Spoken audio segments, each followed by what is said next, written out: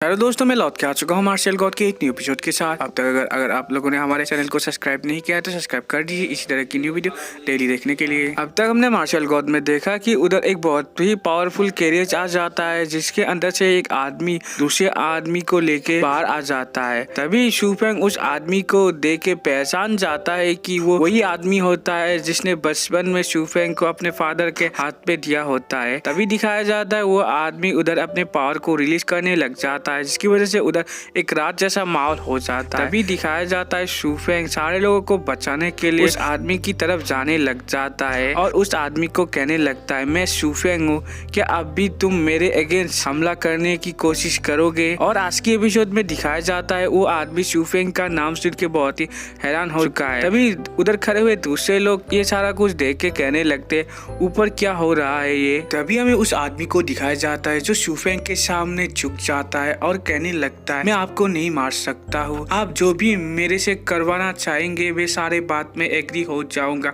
मगर आप मुझे मत मारिए। तभी हमें फाउंडर को दिखाया जाता है। तभी फाउंडर कहने लगता है, ये कैसे पॉसिबल हो सकता है कि ये पावरफुल आदमी शूफेंग को जानता है।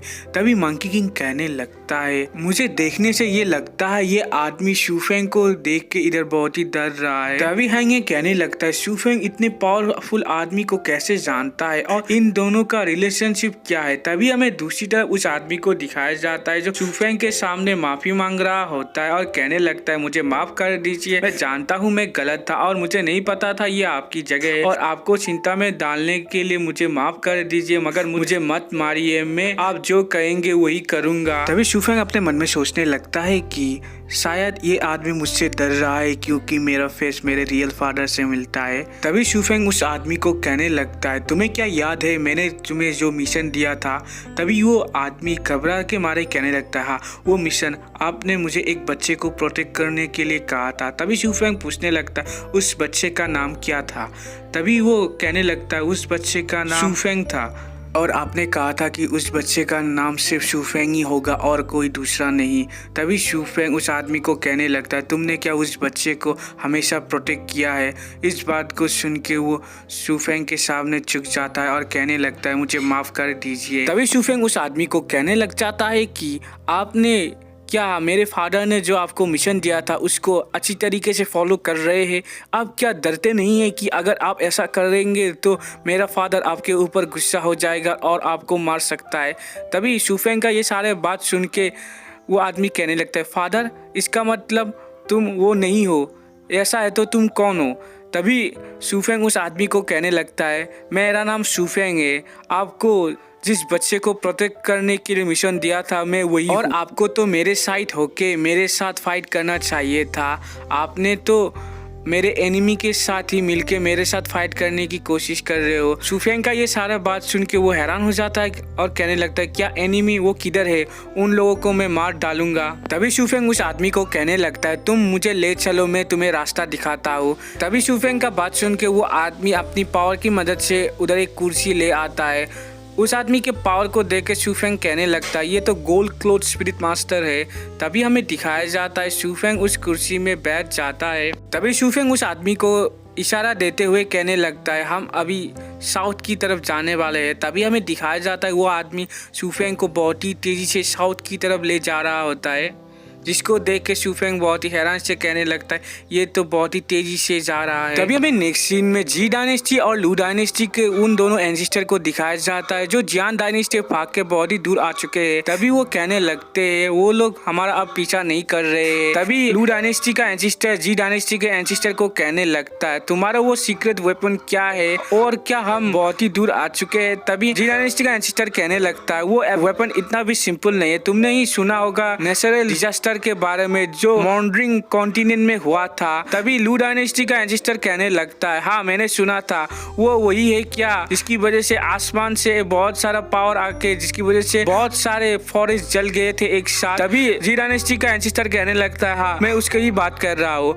मेरा सीक्रेट वेपन वो है जिसने इस डिजास्टर को क्रिएट किया था। तभी इस बात को सुन के लू डायनेस्टी का एंसेस्टर कहने लगता है, इससे तुम्हारा मतलब क्या है? तभी जी क्लैन का एंसेस्टर कहने लगता है, इसका मतलब उस दिन उधर जिसने नेचुरल कैलामिटी को बनाया था वो जान डायनेस्टी के में भी वो ऐसा एक कैलामिटी बना सकता है। तभी इस बात को सुन के लू डायनेस्टी का एंसेस्टर कहने लगता है, इसका मतलब वो कैलामिटी मैन में था और जिसने उस कैलामिटी को बनाया था वो क्या उस कैरियर्स के अंदर है? तभी जी डायनेस्टी का एंसेस्टर कहने लगता है, तुम सही कह रहे हो। तभी लू डायनेस्टी का एंसेस्टर कहने लगता है, मगर उस आदमी ने अगर इतने पावरफुल कैलामिटी को बनाया था तब तो वो एक किंग विलियम का बंदा होगा, मगर उस जैसे एक पावरफुल आदमी तुम्हारा ऑर्डर क्यों फॉलो करेगा?